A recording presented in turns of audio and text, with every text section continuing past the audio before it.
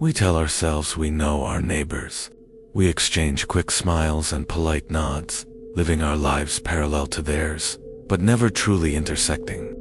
We create a comfortable, silent pact of mutual anonymity. But what if a person you see every day is not a person at all, but a character in a story, and you are the main character? What if their life isn't real, but a carefully constructed performance designed to gaslight you into believing you're the one who is being watched, the one who is slowly losing their mind? My husband was out of town on a business trip, and I was home alone for the first time in years. The house, which had always been a place of comfort and noise, was unnervingly quiet.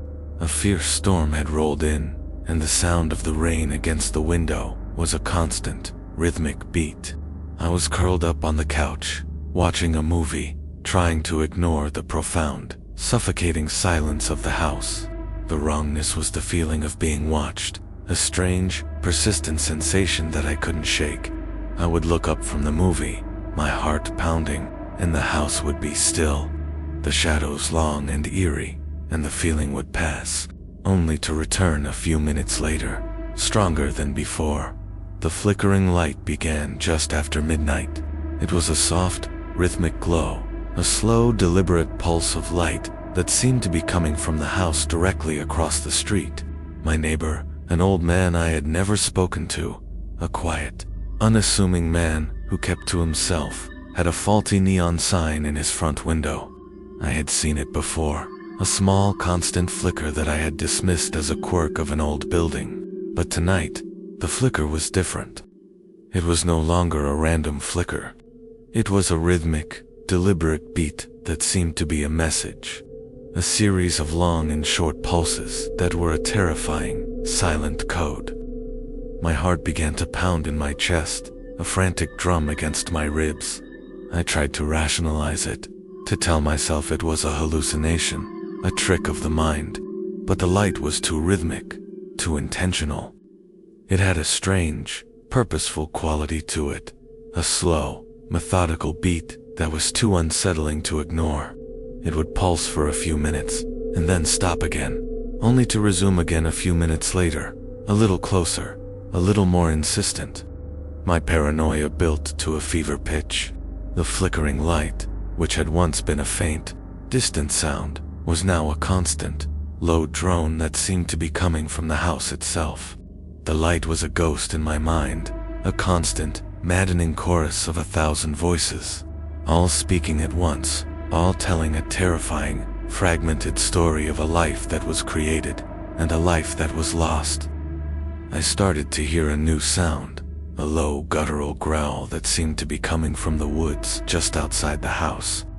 It was a sound that was not of any animal I had ever heard, a sound that spoke of a profound, ancient terror.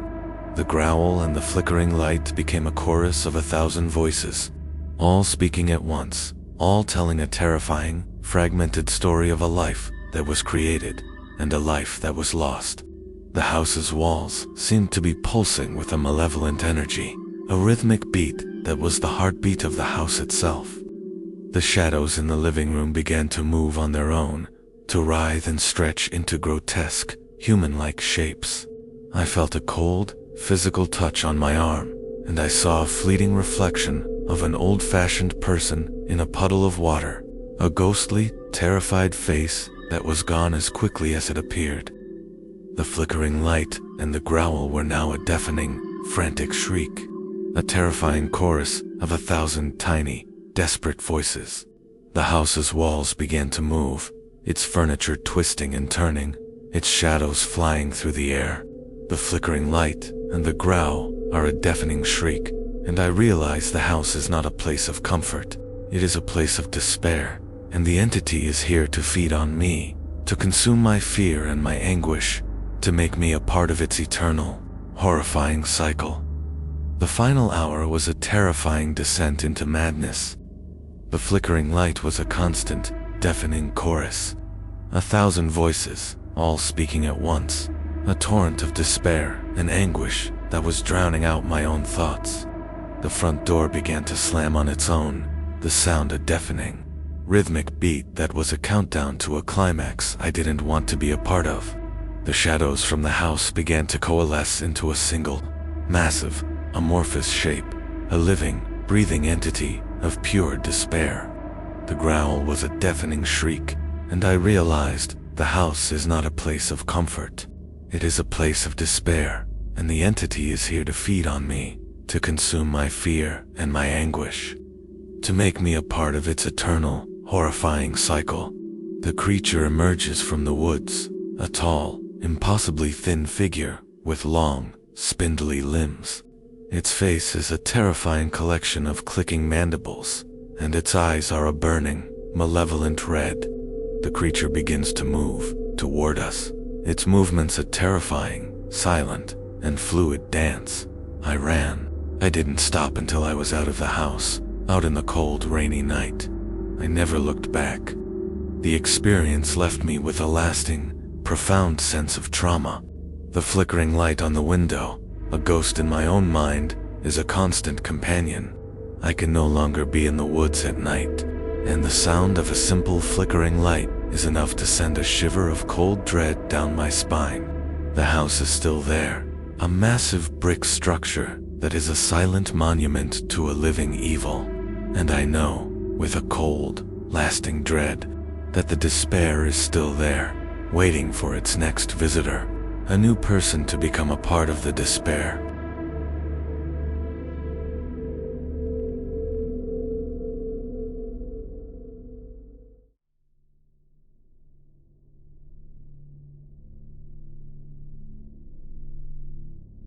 We are all a series of data points, a collection of photos and posts and digital trails that we leave behind.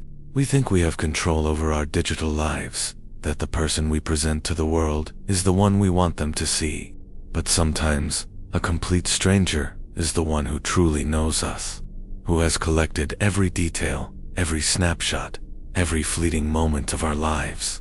They can use that knowledge to create a horrifying, alternate reality, a digital doppelganger that is so perfect, so complete, that it can steal your life and leave you with nothing but a lingering sense of terror. I thought I was just ordering a late-night dinner. I didn't realize I was inviting my own ghost to my door. It was a cold, rainy night, and I was curled up on the couch, watching a movie. My phone buzzed with a notification from a food delivery app. I had placed an order for some pizza, and I was just looking for a quick, easy meal.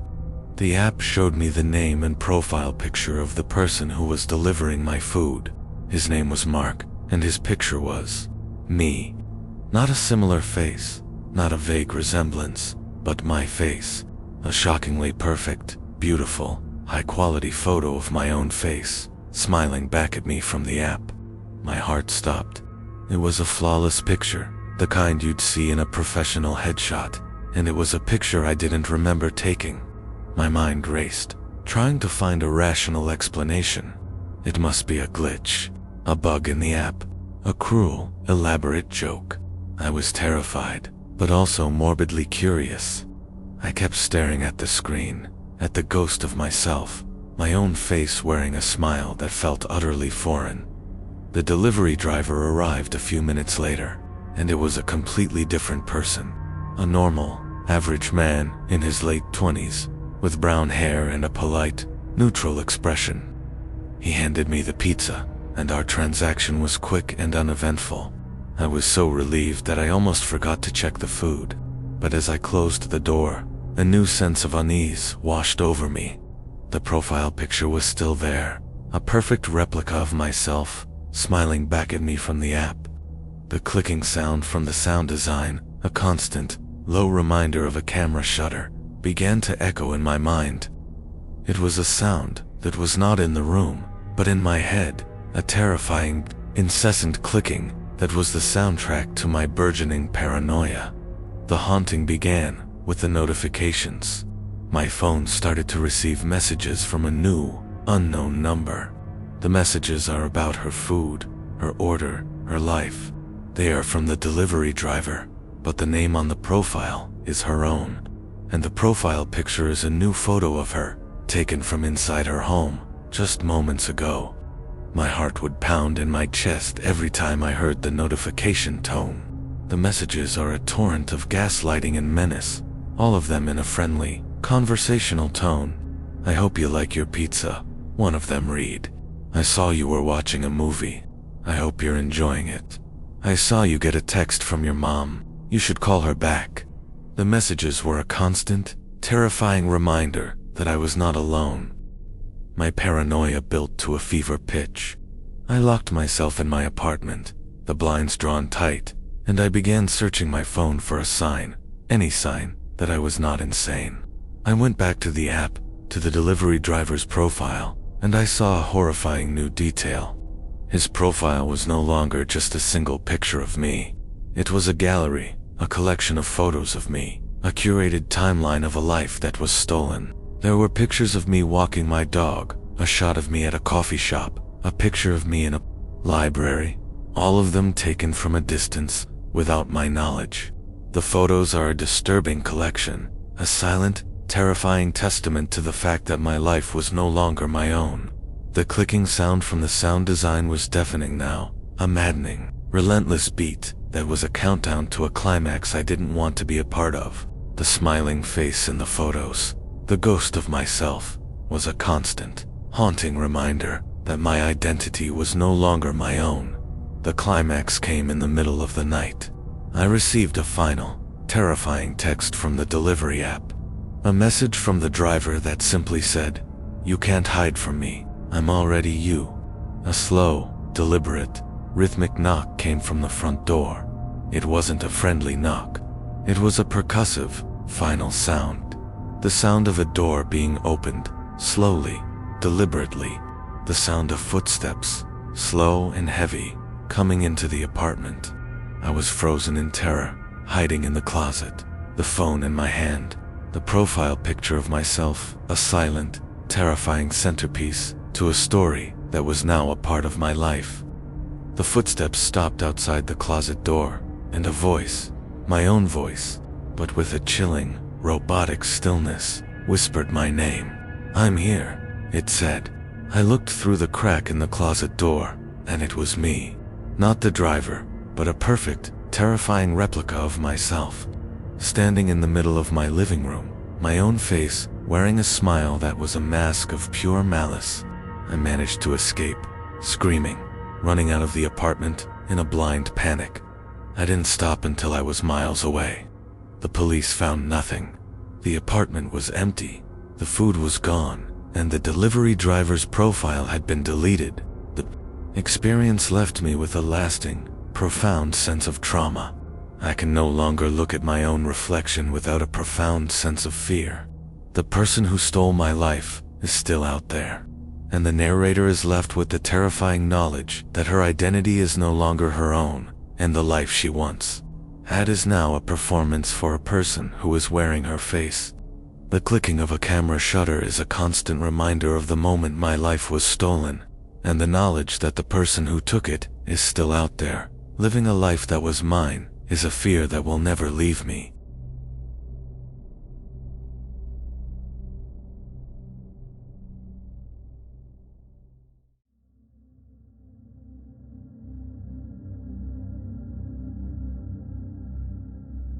A home is a sanctuary, a place of rest and peace.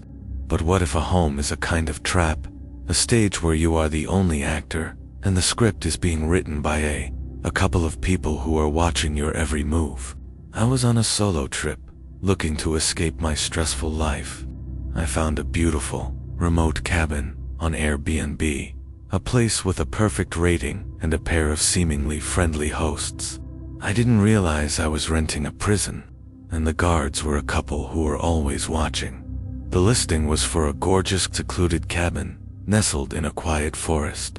The hosts, a couple named Sarah and David, had a profile that was full of warm smiles and glowing reviews. Their messages were overly friendly, almost robotic in their cheerful positivity. They gave me a code for the front door and a detailed 10-page manual on how to use every appliance, every light switch, every lock. The cabin itself was immaculate, almost sterile, with no personal effects and no sign of anyone ever having lived there. It was a beautiful, empty canvas, but I was about to discover that the canvas had already been painted on, and the artists were a pair of killers who were waiting for their next subject. The first few days were peaceful. I spent my time hiking, reading, and enjoying the profound quiet of the woods. But the weirdness started almost immediately. A book I was reading would be moved from the bedside table to the kitchen counter. A set of keys I had placed on a small table would be found on a different shelf. I dismissed it as my own carelessness, a symptom of my distracted mind. But the rattling began almost immediately. It was a low, rhythmic sound, a faint, persistent rattling that seemed to come from within the walls. I dismissed it as a loose pipe or a squirrel in the attic, but the rattling was too rhythmic, too intentional. It had a strange, purposeful quality to it, a slow, methodical beat that was too unsettling to ignore. It would follow me from room to room, a constant, faint companion in the silence. My communication with Sarah and David, which had been so friendly and conversational, began to take on a new, sinister meaning. I would text them about the rattling, and they would gaslight me with a relentless, terrifying cheerfulness. "Oh, you must have just moved it yourself. We do that all the time." "Don't worry," one of their messages read. "We're always watching over our guests." My heart began to pound with a cold, suffocating dread. The rattling became more insistent, more desperate. It seemed to be following a code, a pattern that was too intricate to be random. I discovered a hidden, old-fashioned baby monitor in a locked closet, and it's still on. I can hear a faint, distorted humming coming from the other end. The host couple's messages became more and more menacing. Their cheerfulness, a terrifying mask for a deeper, more insidious intent. The rattling was a constant in my life, a rhythmic beat that was the sound of my life being captured, one frame at a time. My paranoia was suffocating. I started to document the strange occurrences with my phone, taking pictures and writing notes. But every time I would, the rattling would stop, and a few minutes later, a message from Sarah and David would pop up on my phone, with a chilling, knowing tone. "We see you're still working on your story," one of them read. "Don't worry, we're almost at the climax." The most terrifying detail was the discovery of a small, hidden journal in a drawer. A diary from a previous guest who had experienced the same things. The entries described a descent into madness caused by the rattling and the messages. The final entry, a frantic, almost unreadable scribble, simply said, "They're not just watching, they're waiting." The climax came in the dead of the night. The rattling was a deafening crescendo. The host couple's messages took over my phone, 1,000 messages all at once, a relentless gaslighting chorus that drove me to the brink of insanity. The rattling became a frantic, desperate pounding, a sound of pure, unadulterated terror. The walls of the cabin began to vibrate, and the wallpaper began to peel, revealing a dark, viscous substance underneath, a black, organic-looking growth that seemed to be spreading. The rattling wasn't from a toy. It was the sound of a previous guest, trapped in the walls, and the host couple was not just a host. They were a pair of killers, and they had been watching her every move, waiting for the perfect moment to add her to their collection. I managed to escape, screaming, running out of the house in a blind panic. I didn't stop until I was miles away. The experience left me with a lasting, profound sense of trauma. The rhythmic rattling is a ghost in my mind, a constant reminder of the message I never fully understood. I can no longer be in a home without a profound sense of fear. The Airbnb listing is still up, and I know, with a cold, lasting dread, that the house is still there, waiting for its next guest. A new person to become a part of the house's communication. A new person to get trapped with the ghost that is not in the walls, but in the technology.